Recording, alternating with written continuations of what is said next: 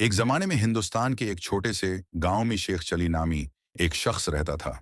वो अपने इसराफ दिन भर के ख्वाबों और नामुमकिनात पर यकीन करने के रुझान के लिए दूर दौर तक जाना जाता था। शेख मर्च अमीर या ताकतवर नहीं था। दर हकीकत वो काफी गरीब था और गांव में अजीब व गरीब काम करके अपनी रोजी कमाता था। गर्मियों के एक दिन शेख चली खेतों में काम कर रहे थे कि अचानक उन्हें अपने पाँव में शदीद दर्द महसूस हुआ। उसने नीचे देखा तो उसके पैर में कांटा चुभ गया था। उसने उसे बाहर निकालने की कोशिश की, लेकिन दर्द से झलस गया। जदोजहद करते हुए वो दिन में ख्वाब देखने लगा। आवा, काश मेरे पास जादुई तलवार होती। शेख चली ने अपने आप से बड़बड़ाते हुए कहा, मैं ड्रैगन्स और जानात को आसानी से मार सकता हूं। मैं जमीन का सबसे बहादुर जंगजू होता। अपनी फंतासी में खोए हुए शेख चली ने अपने आप को एक ताकतोड़ तलवार, चमकती हुई बख्तर में मलबूस और दीही इलाकों में एक शानदार घोड़े पर सवार होने का तसव्वुर किया। अपने ख्वाबों की दुनिया में अब वो एक गरीब मजदूर नहीं रहा, बल्कि एक अजीम शहर का हीरो था। जब वो दिन में ख्वाब देख रहा था तो एक गुजरने वाले मुसाफिर ने शेख चली की बड़बड़ाहट सुनी और खुद से कहकाहा लगाया।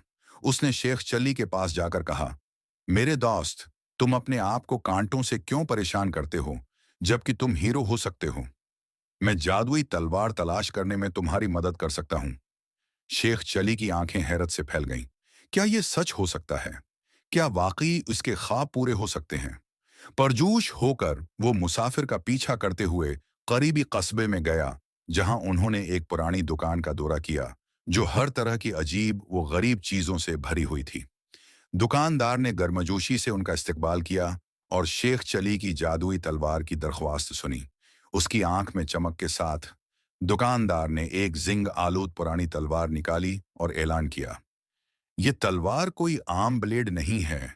ये सल्तनत के बेहतरीन लोहारों ने घड़कर बनाई है और उस पर जोर आवर जादूगरनियां हैं। शेख चली ने बेताबी से तलवार अपने हाथ में ली और उसके जरिए तवानाई का एक तूफान महसूस किया। वो भी मुश्किल ही अपने जोश पर काबू पा सकता था, क्योंकि उसने खुद को हीरो के तौर पर तस्वुर किया था, जिसका वो हमेशा से ख्वाब देखता था। लेकिन शेख चली दुकान से निकलने ही वाले थे कि मुसाफिर ने उसे रोक दिया। एक चीज है जो तुम्हें मालूम होनी चाहिए, उसने संजीदगी से कहा। यह तलवार तभी काम करेगी जब आप वाकई उसके जादू पर यकीन रखते हैं। शक उसकी ताकत को कमजोर कर देगा। शेख चली ने परजोश अंदाज में सर हिलाया। उसका जहन शानदार लड़ाइयों और अजीम जदोजहद के नुज़ारों से भर गया। तलवार को मजबूती से पकड़कर अपने गांव वापस जाने से पहले उसने मुसाफिर और दुकानदार का बहुत शुक्रिया अदा किया। इस रात शेख चली बस्तर पर जागते हुए दीवार के साथ लगी तलवार को घूर रहे थे। वो सबको अपनी नई ताकत दिखाने और यह साबित करने का इंतजार नहीं कर सकता था कि ख्वाब वाकई सच हो सकते हैं। अगली सुबह शेख चली जल्दी बीदार हुए और फख्र से गांव के चौक की तरफ कूच किया। उसने तलवार को ऊंचा रखा और गांव वालों से ऐलान किया, देखो, जादुई तलवार, उससे मैं तमाम बुराइयों को मिटा दूंगा और अपनी सरजमीन पर खुशहाली लाऊंगा। देहाती शेख चली की हरकत से खुश, लेकिन उसके एतमाद से मुतजस्सिस होकर आसपास जमा हो गए। उन्होंने देखा कि जब वो हवा में तलवार चलाता है, बेहादराना इशारों की नकल करता है और ख्याली दुश्मनों को मारता है। ताहिम जैसे जैसे दिन चढ़ता गया, शेख चली का जोश खत्म होने लगा। तलवार न तो जादू से चमकती थी और न ही उसने उसे माफूक अल फितरत ताकत अता की थी। ये सिर्फ एक जिंग आलूद पुराना ब्लेड था।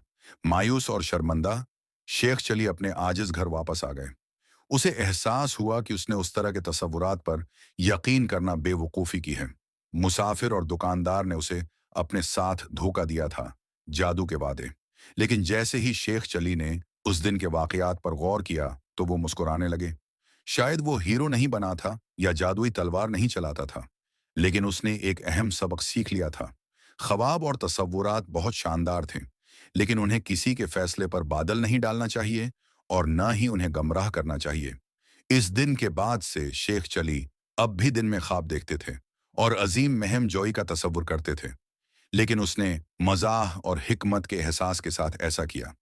वो न सिर्फ अपनी बेबाकी की वजह से, बल्कि अपनी लचक और नेक तबीयत के जज्बे के लिए भी जाना जाता था। और इस तरह शेख चली की कहानी सुनाई और सुनाई जाती रहती है, जो हम सबको याद दिलाती है कि अगरच्चा ख्वाब ہمیشہ پورے نہیں ہوتے، لیکن وہ پھر بھی ہمیں زندگی، ہمت اور تخیل کی طاقت کے بارے میں قیمتی سبق سکھا سکتے ہیں۔